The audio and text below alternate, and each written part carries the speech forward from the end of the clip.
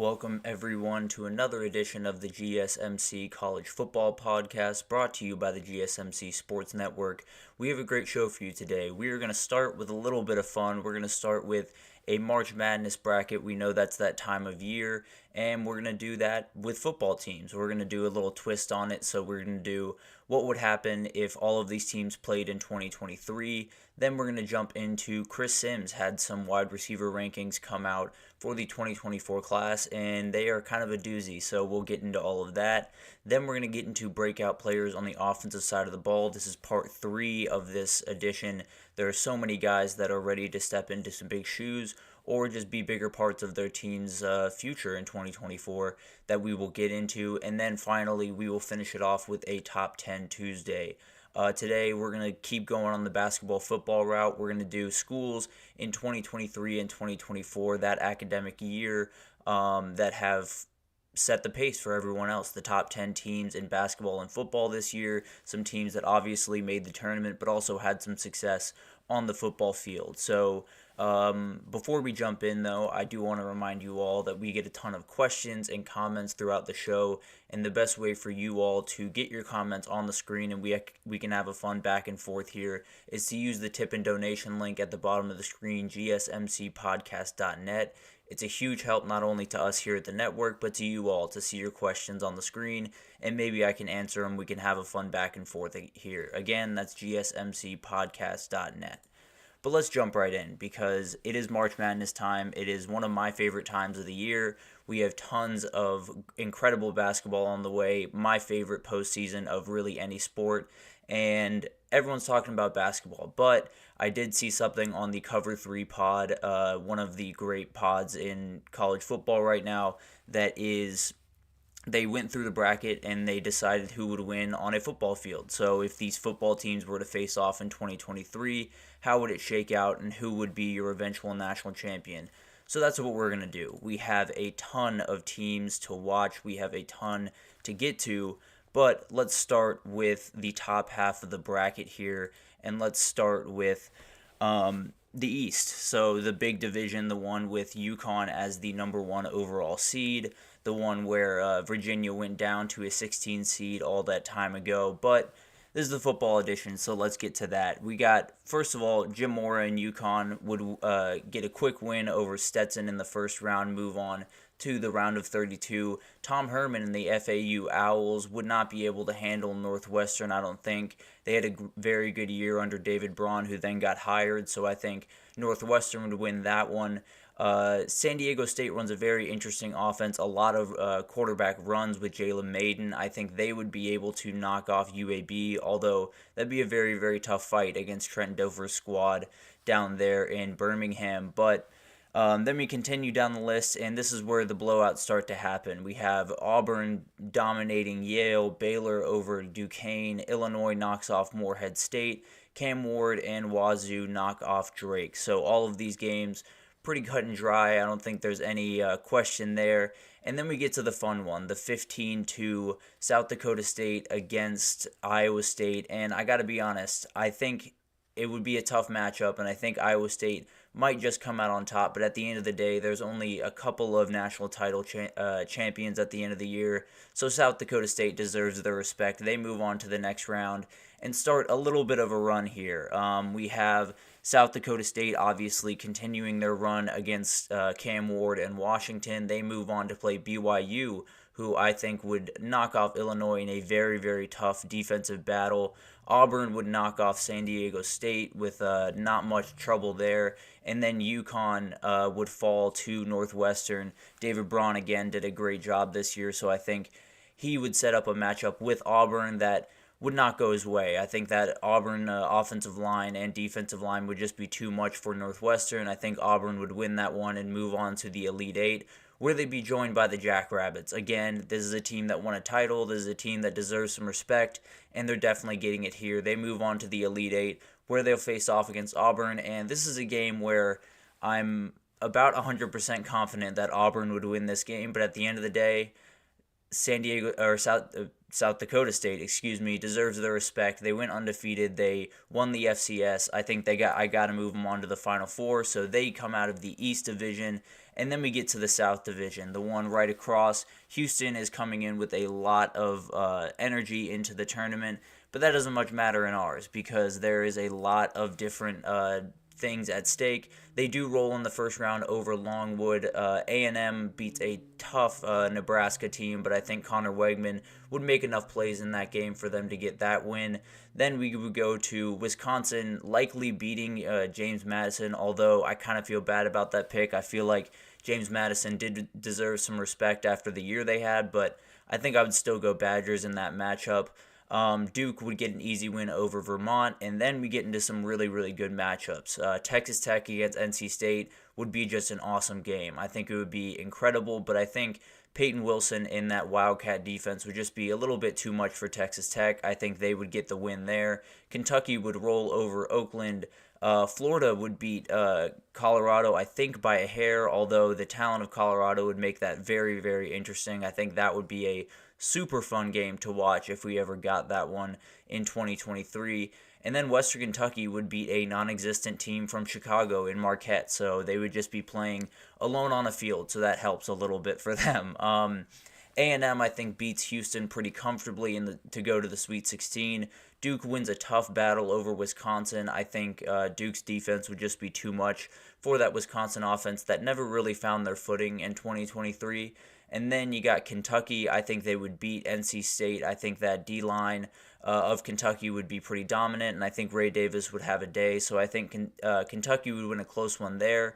Florida beats Western Kentucky in an absolute shootout, in my opinion. I think Western Kentucky is a team that absolutely could have made a run. Obviously, Malachi Corley, the remarkable wide receiver that's now going into the draft, would have played a big part in that game if that were to happen. And then Kentucky beats Florida because they beat Florida this year, so that one's not too hard to figure out. I think Duke would knock off. I think Duke would knock off Kentucky or knock off Texas A&M in a very, very tough one. That one's very interesting, of course, because Duke and Mike Elko would be facing off against the team that he is just about to play, and then they would head on to face Kentucky, where I think Kentucky would get the win. I think there's a big argument to be made for Duke. Obviously, these are two blue bloods in the basketball game, but not so much in the football game. But I think both these guys are incredible. I would lean Kentucky on the line of scrimmage, so I would say Kentucky wins this region and heads on to the Final Four to join South Dakota State. Then we'll go down to the bottom half of the bracket. We have so many good matchups in this part of the bracket. I think the West is particularly interesting. We start with North Carolina rolling over Howard with Drake May going absolutely crazy. Then we have Mississippi State, I think, would win a battle of the MSUs against Michigan State. St. Mary's and Grand Canyon do not have a team, so I'm just going to go with the higher seed in St. Mary's there, and it's pretty much Bama rolling straight to the Sweet 16 because Bama would get a big win over Charleston and then would play a non-existent team. So they would roll on to the Sweet 16 pretty quickly. Clemson would get a big win over New Mexico. I think Baylor would kill Colgate. Nevada beats Dayton. Arizona and Noah Fafita roll over Long Beach State. And then we get into the second round. North Carolina beats Mississippi State in what I think would be kind of a battle, but Drake May would just be too much for that. I think, obviously, Alabama would win over the non-existent St. Mary's. Clemson, I think, would get the win over Baylor, and then Arizona would get a big win over Nevada to move them on to the Sweet 16 as well. Then we would have a very good couple of matchups. North Carolina against Bama. This is just too much for Drake May in North Carolina. I think Bama would definitely get the win here.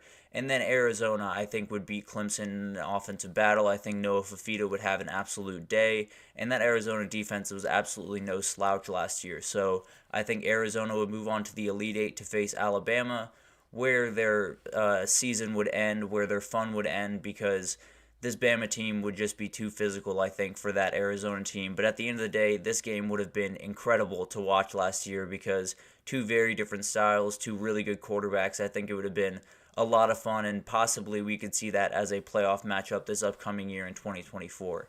But let's move to the Midwest, because this is a very interesting bracket.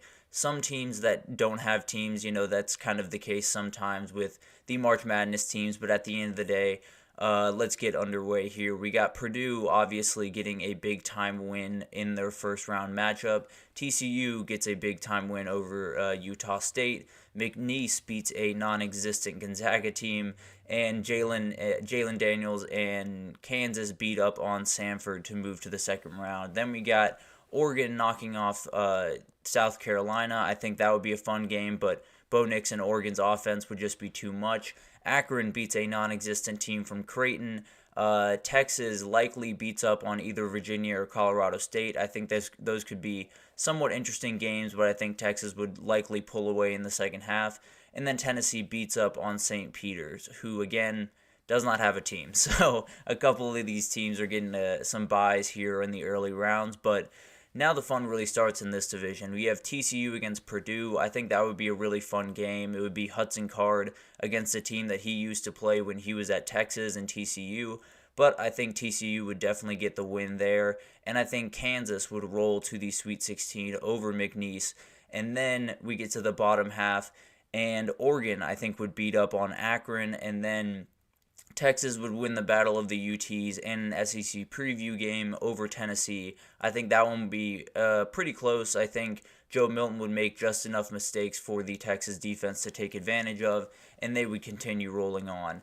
Then we get to two games that are going to be absolutely awesome. Well, TCU and Kansas. I think Kansas beats TCU to get to the Elite Eight, and then Oregon against Texas might be the best game in this entire bracket. I think that's a game that everyone really wanted to see. Both teams lost to Washington in very, very close games.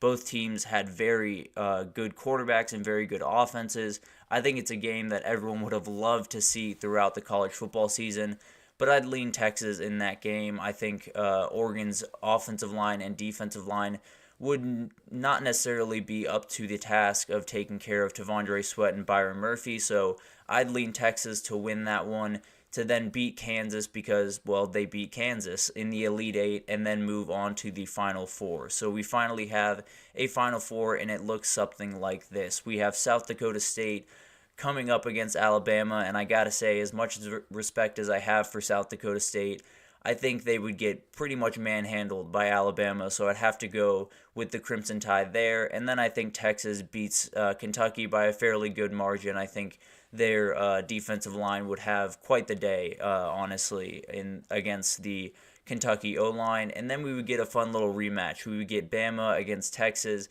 the rematch from the game in Tuscaloosa that Texas was able to take and kind of set their season off into what it ended up being, and a game that, funnily enough, we were literally a couple of plays in each of those semifinal games from getting as our national title in football. So very interesting how all of this worked out, but again, Texas beat Bama, so I feel like I have to go in the Longhorns' direction. I think if this were to play out without Georgia, without Ohio State, without Penn State, without LSU, without all of these incredible teams in the field, Michigan, obviously the national champion in football, not in the field in basketball, so that helped out Texas a little bit here, but I think Texas would be the national champions if they played it out on the football field and not on the basketball court.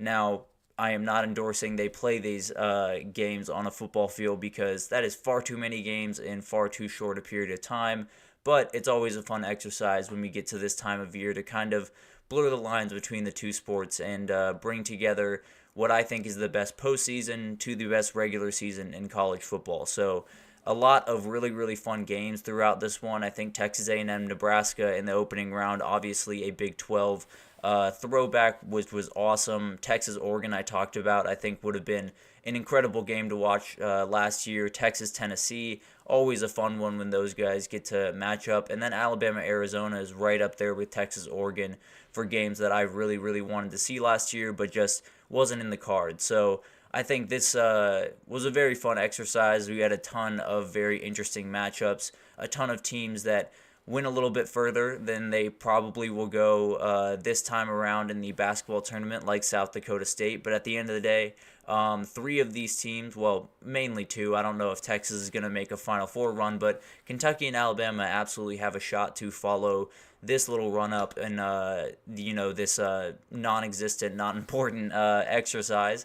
They could follow it up with something very important in a Final Four run of their own. So a lot of fun this time of year. I think it's one of my favorite weeks of the year, being able to watch all of the games all at once, have as many TVs up as I possibly can. But I thought I would take it to the football side of things and kind of blur the lines a little bit and enjoy it a little bit. But this is an incredible time of year. I think March Madness is just awesome, so definitely enjoy it. I think this one's going to be particularly crazy with not a ton of teams that are kind of separating themselves from the pack. Obviously, UConn is just an absolute powerhouse, but beyond that, it feels like it's pretty wide open. So definitely enjoy this. Get all your TVs going. Get everything on.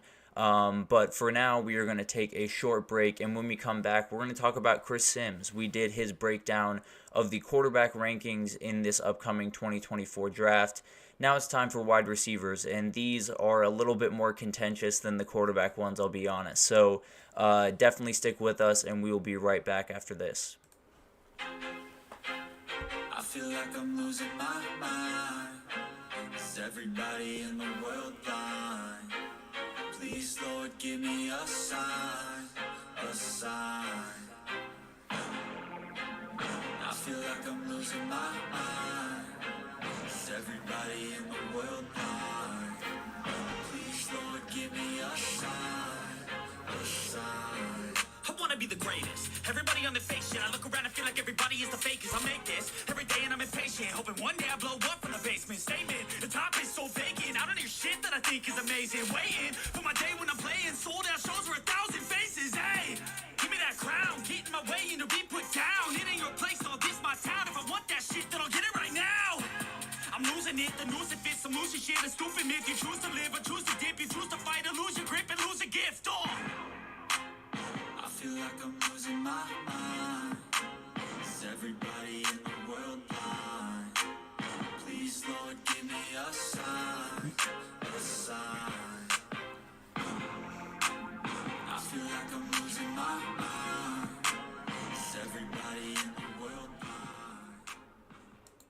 Alrighty, welcome back everyone. We just talked about a little bit of an interesting exercise. We went through the March Madness bracket that came out on Sunday as everything is starting tonight, and we went through and decided who would win on the football field. So who would win this incredible, wild 64-team playoff if it were to play out on the football field. Always a fun exercise around this time of year.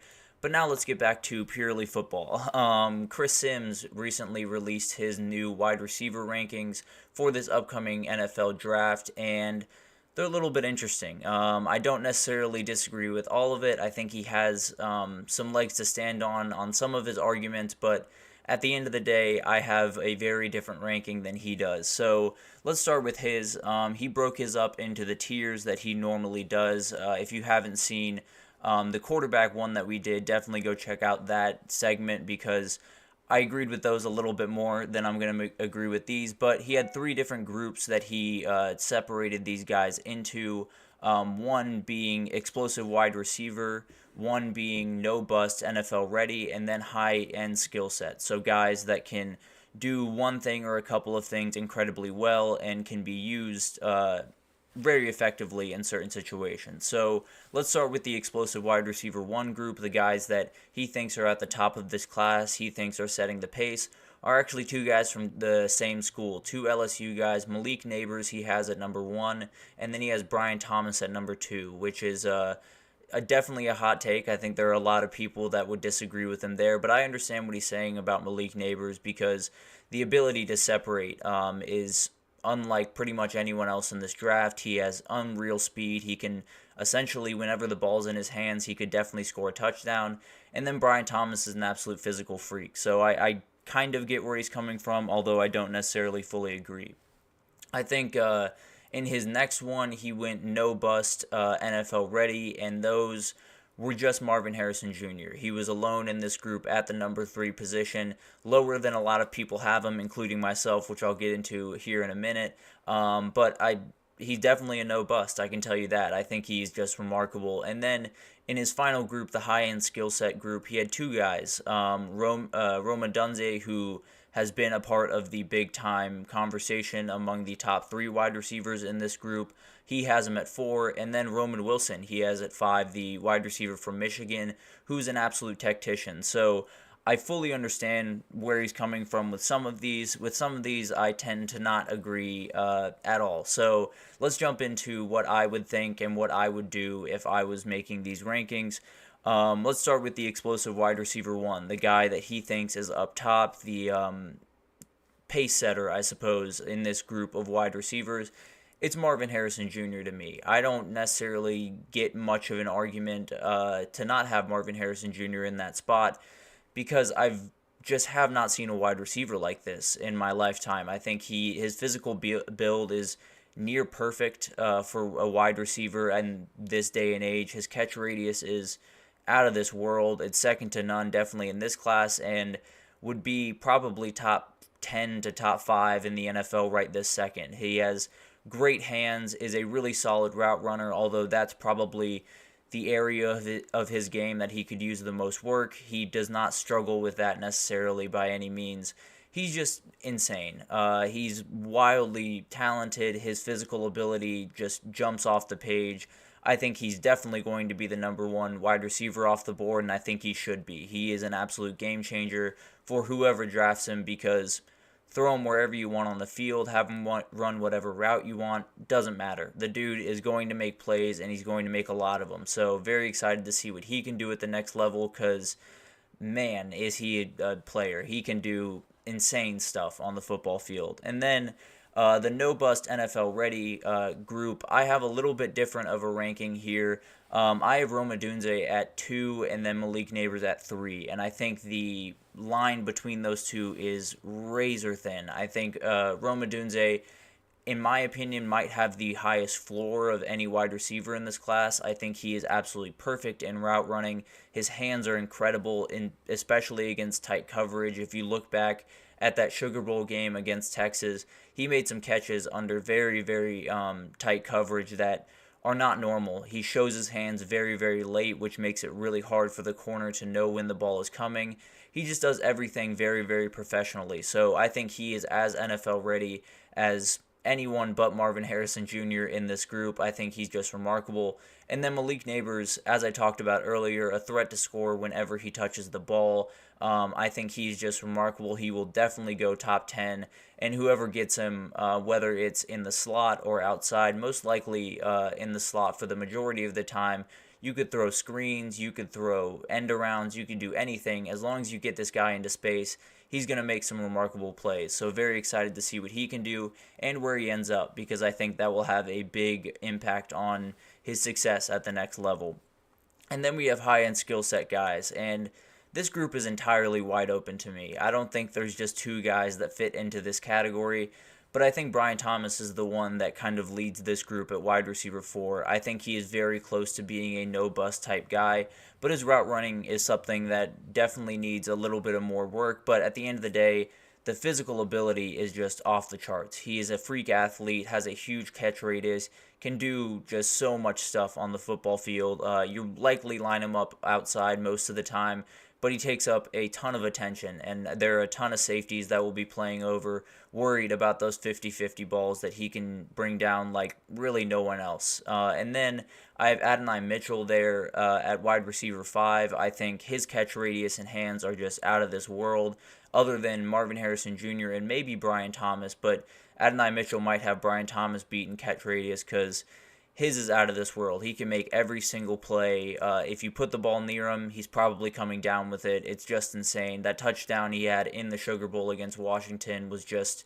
out of this world. So I think that's someone that fits in right around the 5 mark. I think this is where it gets kind of murky. There are a lot of different rankings for these guys, but I would go Keon Coleman right up there with him. Xavier Worthy, another guy. I think I would put Worthy at 6 likely. His speed is just out of this world. I don't understand how a team could pass up on him. I think if he gets the 32 and guys like Adonai Mitchell and Brian Thomas are off the board, I think it's very likely that Andy Reid and company take a chance on Xavier Worthy and just use his speed the way they use Tyreek Hill's speed and just let him fly down the field, and Patrick Mahomes will likely find you.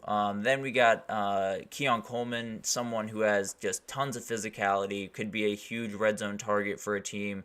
I think he's someone that will definitely surprise some people. Not necessarily the fastest guy in the world, but you don't necessarily need to be when you can make the catches that he can make in traffic. So big fan of him. Troy Franklin is kind of the Xavier Worthy way of things, just absolute outright speed. Could be a huge gadget guy until he kind of develops into that more complete receiver role that I think he's more than capable of being. And then Lad McConkey I have in this group. I think he is an absolute tactician. His route running is downright perfect. It's really hard to find a problem with his route running. It is just incredible. His hands are awesome. He has a ton of shiftiness after the catch, so really like this guy. And I think overall this wide receiver group is just out of this world. I think they can do so many incredible things, and there are tons of guys that I just went through that I think are going to be immediate impact guys at the next level. And there's still guys that absolutely could jump into that group early on in their career because there's so much talent deep in this class. Xavier Legette, the guy from South Carolina, is just the size and speed combo from this kid is just insane. It's kind of a Brian Thomas, Adonai Mitchell type vibe where the dude can fly, but he'll run you over as well. So I think he's someone that a team could definitely fall in love with. Had a great pro day at South Carolina's pro day, and I think he's someone that could shoot up the boards depending on what these teams need and how quickly the other wide receivers go off the board. Another guy, Malachi Corley from Western Kentucky, is an absolute beast. I think he's a little bit under the radar, but could be a perfect slot receiver for anyone who needs him. Has great hands, great route running ability. I think he is someone that some team is going to fall in love with, and whether it's the third round or the fourth round or maybe even the second, I think he will definitely come off the board a little bit earlier than people might be expecting.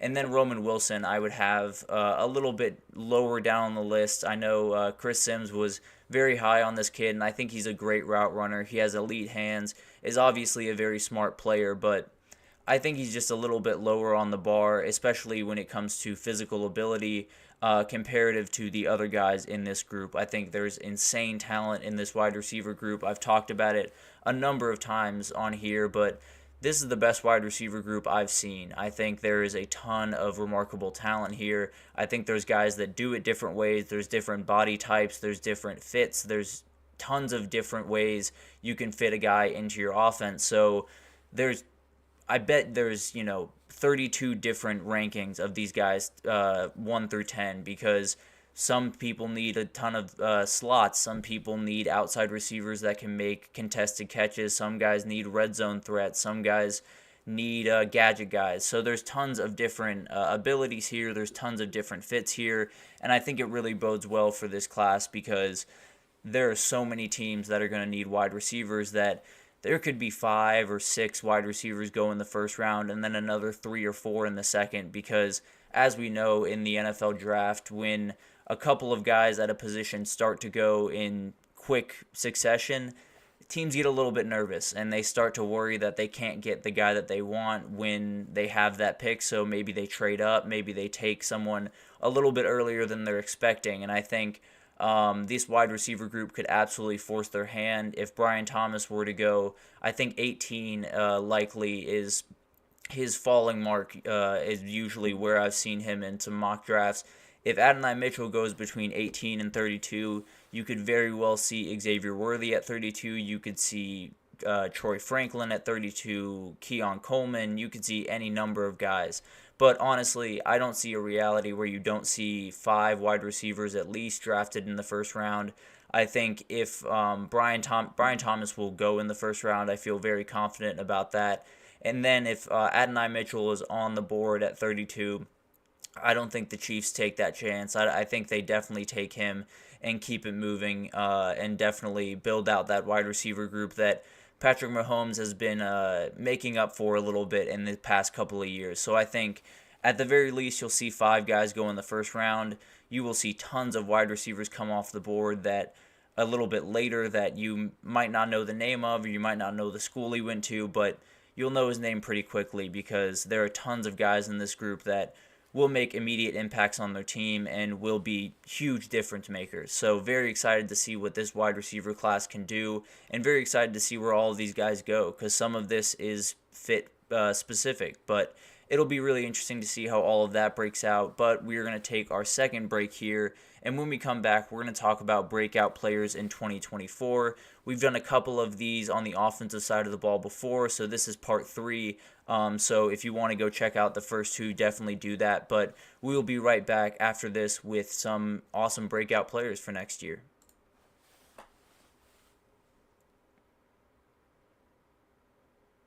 For the best and latest podcasts available anywhere, go to the podcast app on your cell phone and type in GSMC to access free content-rich podcasts on health and wellness, book reviews, sports, entertainment, relationships, social media, movies, technology, finance, and even weird news. Subscribe and download the GSMC Podcast Network's family of shows, available everywhere podcasts are found.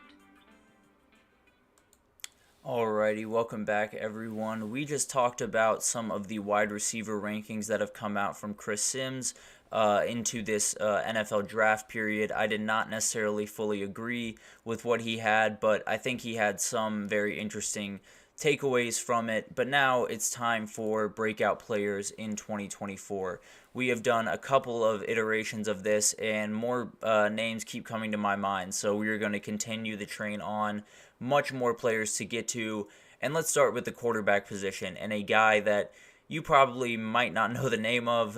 He definitely is a little bit under the radar, but Rocco Becht over at Iowa State, the guy under center for them, he might be the most overlooked quarterback in the country. I think another guy in the Big 12, Garrett Green, would have a lot to say about that, but Rocco Becht had a really solid year last year, 23 touchdowns, 8 picks. He added 3 scores on the ground, so not necessarily gaudy numbers, but Iowa State's offense isn't necessarily geared towards the quarterback having gaudy numbers. So I think it makes a lot of sense. He fits into that offense really, really well, is going into his second year as the starter, which is a huge help, obviously, whenever you can get a couple more reps under your belt and be the guy going through the entirety of offseason. I think that's one of the most important things for quarterbacks going into season. So I think he's someone that could lead Iowa State to a really, really good season, and honestly probably play spoiler in the Big 12 a little bit. And I think the guy next to him will have a lot to do with that, the running back Abu Sama III. I think he's someone that was a little bit under the radar as well. Iowa State is not necessarily a team that gets a lot of national coverage, but very, very talented player that could take another step forward. And then Jaden Higgins on the outside, a very good wide receiver that is a big-time target, and I think it will definitely help out Rocco Becht. I think the Big 12 is honestly wide open. There are a couple of things that could go a couple of different ways that would help out Iowa State's chances here, and Rocco Becht is more than capable of stepping up to that challenge if the chance does arise for Iowa State to make some noise in the Big 12 this year. But let's get over to some running backs, the guys that are right next to Rocco Becht or right next to Jalen Milroe in this scenario. Justice Haynes, the running back from Alabama, is just an absolute beast. We talked about it with Marvin Harrison Jr., might be the perfect wide receiver build.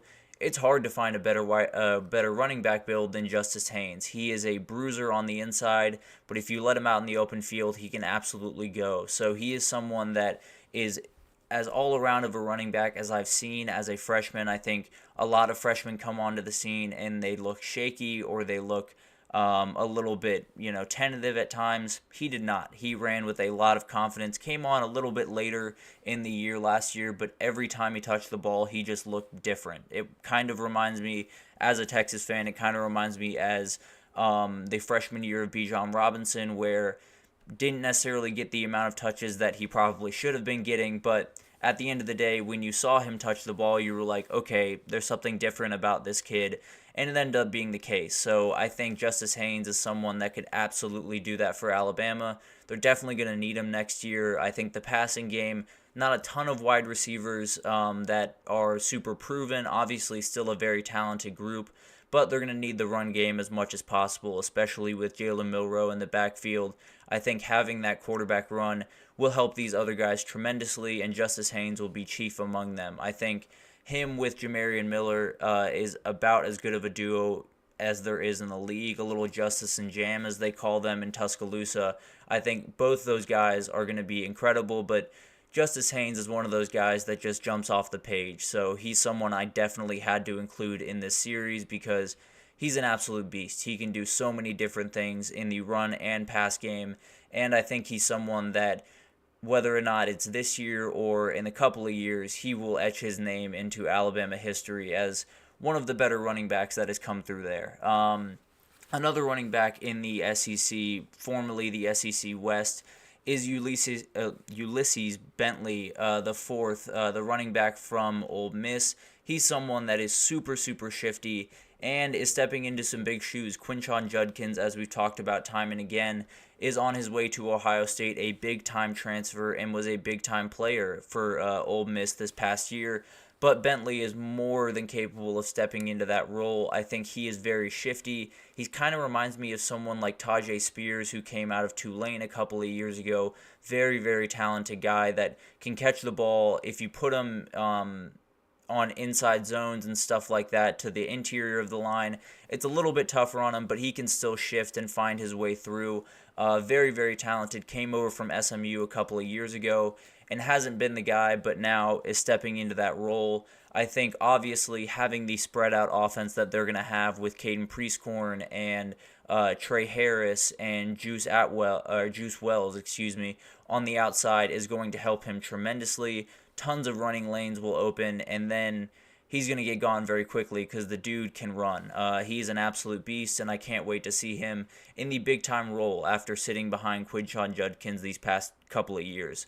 Another guy that has been sitting behind a remarkable running back is Phil Maffa, the running back over at Clemson.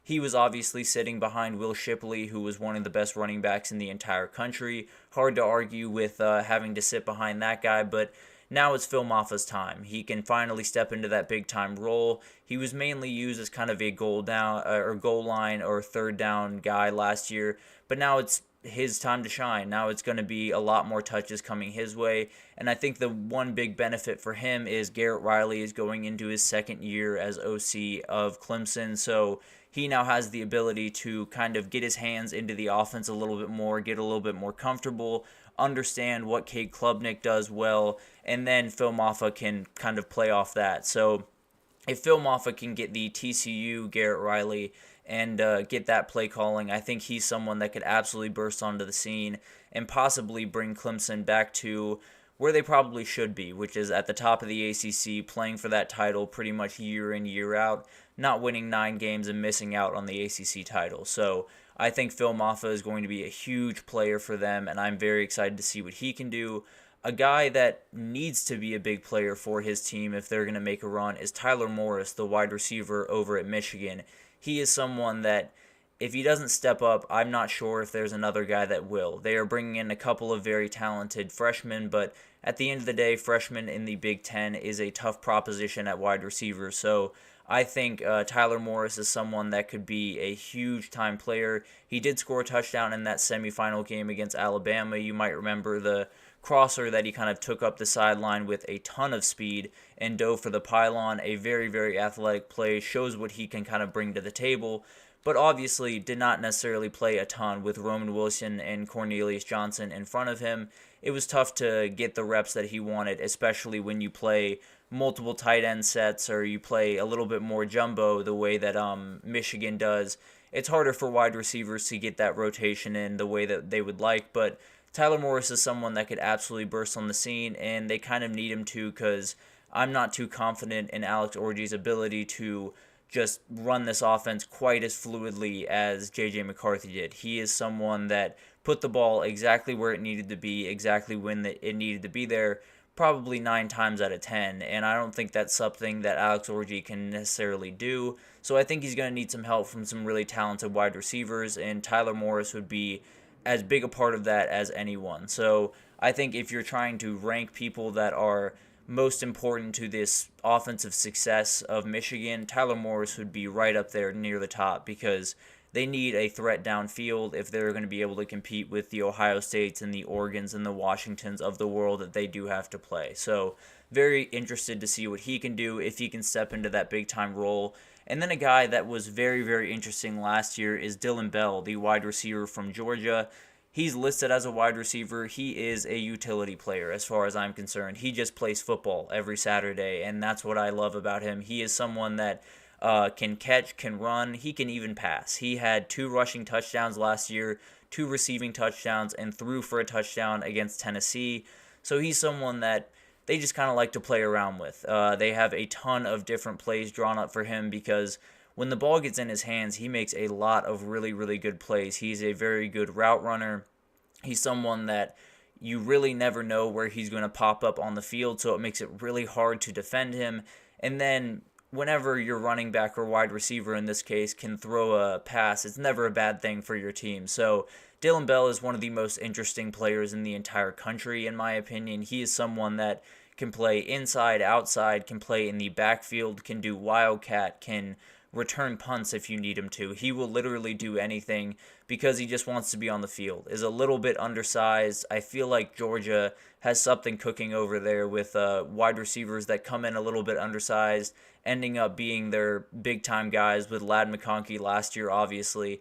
And then Dylan Bell, I think, will probably be the go-to receiver for Carson Beck. They had a very, very good connection a year ago, and I think he's someone that Carson Beck will be looking towards a lot in 2024. And with the way that offense, I think, is going to run, Dylan Bell could be someone that definitely bursts on the scene. It'll definitely be more of a spread it out type offense, so not necessarily a ton of targets going Dylan Bell's way, or at least definitely not the majority of the targets. They will be spread out all over the place, but he is someone that when they need a third down, when they need a play, I think that's where Carson Beck will be looking almost immediately. So very excited to see what he can do. He's someone that whenever he's on the field, just watch out for 86 because he's going to do something really cool. And then a tight end to end it out here. We have Jaleel Skinner, a guy that came over from Miami, is now at Louisville, was a very, very talented guy coming out of high school, a 4-star with just a remarkable catch radius. I think his wingspan was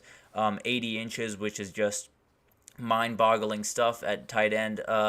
Can really move, is more of that kind of wide receiver tight end hybrid that we've started to see more and more as offenses have spread out more and more. And I think he's someone that Jeff Braun and Louisville can use really, really effectively in the red zone, in third downs. Tyler Shuck is the big question mark here. Can he put the ball on target, on time to Skinner and to everyone else in that group? Because it's a really talented pass-catching group, which almost lends itself more to Skinner being able to be a big part of that offense, because when you have to spread out the defense and guard, 3 wide receivers all the way out to the numbers, then the seams open up and the tight end can do a lot of damage over the middle of the field. And I think that's where Jaleel Skinner will likely be a big part of that offense. I think he's someone that might just be the bridge from Louisville having a good offense that they can, make some teams nervous at times, but not necessarily be super explosive, to be a team that's really elite when it comes to the offensive side of the ball in the ACC. I think he is a huge game changer for them if they use him correctly and can kind of garner that talent that Miami kind of struggled to fully get a grasp of while he was there. But new scenery can always help a team, or can always help a team, can always help a player. So I think it'll be very interesting to see what he can do. There are so many guys across the country that are going to make huge impacts for their team on the offensive and defensive side of the ball. So don't expect this series to stop anytime soon, because there are tons of guys I was thinking of as I was writing down that list. So we will definitely be coming back to the offensive side. We'll be coming back to the defensive side pretty soon here. So definitely stay tuned for more editions of that. But we're going to take our final break here, and when we come back, we're going to go back to the kind of basketball football route here. We're going to talk about the top 10 teams from this past year that had a great year in basketball and football. So the athletic department being very happy around this time of year for these teams. So stick with us, and we will be right back with that.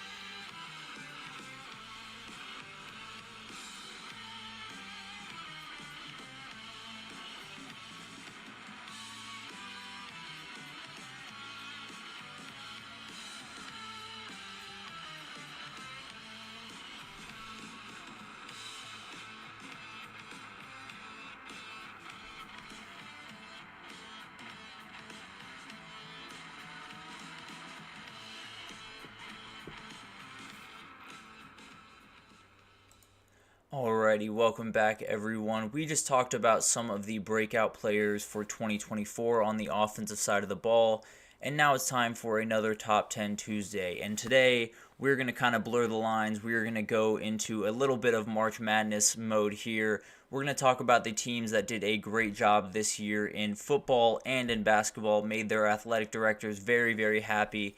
And we're going to start with the Alabama Crimson Tide. I think they are a team that absolutely burst onto the scene in basketball this year. I don't know what just happened there. I apologize. There we are. They're a team that absolutely burst onto the scene a year ago and did a ton of really, really remarkable things in the football and in the basketball space. I think the basketball team is the one that was playing catch up here for a very long time, but they might have just caught up. They obviously were in the mix throughout the entire year in the SEC for basketball, earned a 4 seed in the tournament, and then on the football side of things, although it was not a vintage Alabama year, it was still a very, very good year that got them to the playoff, which is not something a lot of teams can say in this scenario. But let's keep it rolling here. We have another team that I think is just doing incredible things on both sides. In this scenario, the football team's kind of playing catch up to the basketball squad, but the football team is doing a great job. They obviously had an incredible year with Jed Fish and Noah Fafita leading the way there. The basketball team was absolutely dominant throughout their Pac-12 schedule, led by Caleb Love, the UNC transfer, got a 2 seed in the tournament, and a lot of people, including myself, are picking them to come out of that region and be in the Final Four. So very excited to see what they can do in the tournament. But also, this Arizona football program, I think, is one that is building up a ton of steam and someone that a lot of y'all will be hearing a lot from in the new iteration of the Big 12. Then let's keep rolling down the list here. At number 3, I do have Texas, another team in football that made their way to the playoff like Alabama. Did get that huge win over Bama early in the year. That obviously helped a lot. For basketball, it was a little bit of an up and down year, kind of in the middle of the pack for the Big 12 for most of the year, but got a 7 seed in the tourney and has been a really, really solid basketball program for a number of years. The Texas athletic department is obviously one of the premier ones across the country, and they're doing just incredible things across most every sport. I think there are definitely some Texas fans that would tell you this basketball season was a failure, but we'll find out this week, I think. Tennessee is at my 4th spot, and this is one where the basketball team might be more talented, might be more successful than the football team, but it's still a football school, I gotta say. Tennessee basketball was one of the most dominant teams in recent history with the SEC. They did incredible things with Dalton Connect leading the way for them. And then in football, kind of an up and down year with Joe Milton. They were definitely expecting a little bit more after a remarkable year with Hendon Hooker the year before, but I think they're still moving in the right direction. I think Josh Heupel has that program where he wants it, and I think Nico Iamaleava coming in obviously helps that a ton. At number 5, I do have Clemson. Clemson basketball had kind of an up and down year in the ACC, found their way into the tournament as a 6 seed, only behind UNC and Duke. So whenever you can find yourself behind only those two in the ACC, you're probably doing pretty well. So I think Clemson is more than happy about where they're at on the basketball side of things. On football, I think they're a little bit less happy. Definitely a down year in 2023, but still won 9 games. And if you're winning 9 games in a down year, you're obviously a remarkable program. So I think Clemson football will be honestly a little bit back to normal this year. I'm not sure quite how far back to normal. I haven't quite gotten too deep into Clemson quite yet, but at the end of the day, I think this is a very, very talented team, and obviously this year in particular did a great job on the hardwood and on the field. Number 6, I got Oregon. Obviously, the football team is kind of leading the way here with Bo Nix, that electric offense. Did miss out on a Pac-12 title, which definitely stings. But the basketball team did not. They got a big time, kind of taking the world by storm in the Pac-12 tourney to get their bid to win that one, with their big boy Dante kind of leading the way there.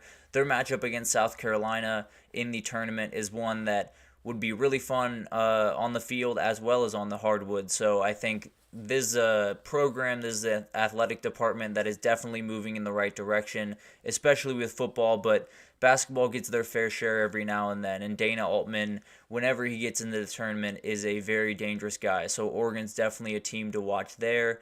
North Carolina comes in at 7. Obviously, basketball is North Carolina. That's who they are. I think they are someone that is going to make a ton of strides in football here shortly. Obviously, a fast start to last season, kind of a slow end to the year, but still had a very solid year. It's something that North Carolina fans have become a little bit too accustomed to when it comes to football, when it comes to starting slow and ending the year fast. But the basketball team did win a regular season ACC title, came up short against NC State in the tournament title game, but found their way into the tournament, are a 1 seed. They will be leading the way in one of those divisions. So the basketball team is business as usual, really, and the football team's still kind of working their way a little bit.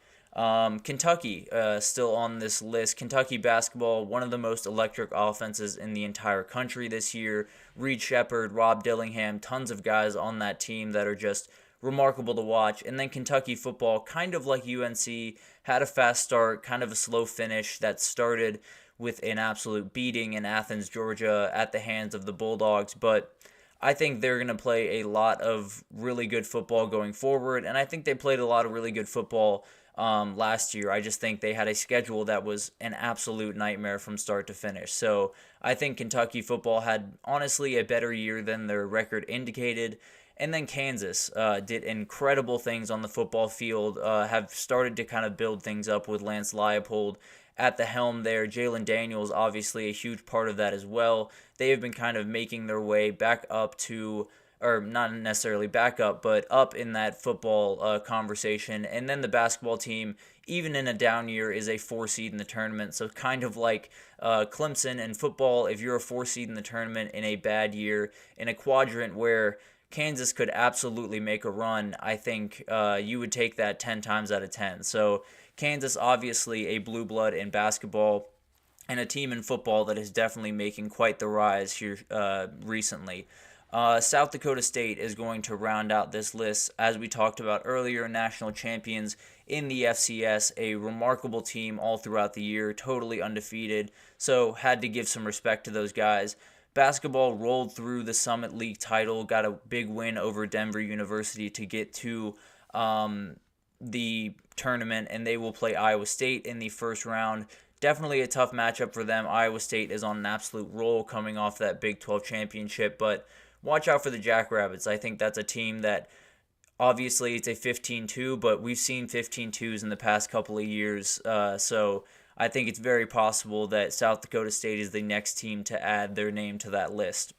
But a lot of really, really tough rankings here, to be totally honest. It's very hard to contextualize how to rate all these, how to measure all these, and it was not easy. I think Duke absolutely could have been on this list. I think maybe they should have, honestly, looking back on it. But at the end of the day, I feel pretty good about this 10. I think there are a ton of programs, athletic departments that are very happy, and there are teams that are starting to kind of make inroads to join this list. There are tons of teams in the SEC that are starting to put more and more money into basketball and make that a more premier sport on their campus. I think Auburn obviously has done great things in basketball, winning the SEC title this past week, and in football, starting to kind of make their way up under Hugh Freeze. So I think this is definitely a list that will be morphing throughout the years. But for right now, I think these are the teams that have kind of set themselves above the pack when it comes to football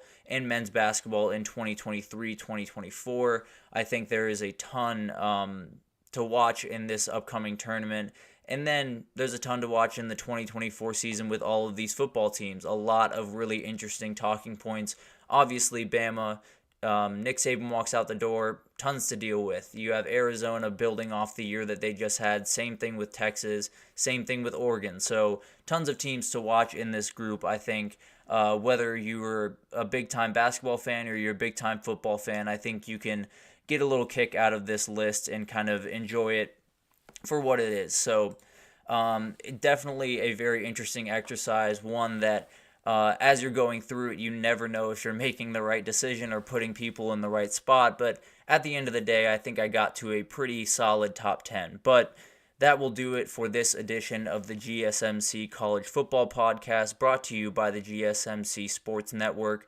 Your support means so much to us, so please remember to subscribe to the show and leave a positive review. It does make a huge difference for us here at the network. Also, follow us on Facebook or Twitter, or X if you'd like to call it that. I still call it Twitter, TikTok, and Instagram for all of the content and updates that we will be putting out on a daily basis. We have so many incredible people doing work on every sport you could think of, from basketball to baseball to college football to wrestling. So anything you could possibly want, we have it covered. Obviously, if you're a big basketball March Madness guy, my guy Nelson over on the basketball podcast will definitely get you taken care of there. We'll have some great insight. We also have some sports guys, TJ and Jeremy, that do incredible jobs, and definitely will be covering the March Madness bracket as it starts to unfold. So tune into those shows if you're a March Madness guy. If you want to keep up on everything college football, right here is where you need to be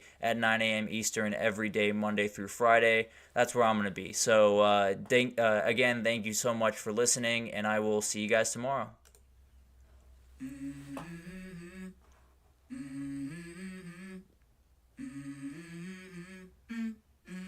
Let's go. I wake up to a little bit of drool on my pillow.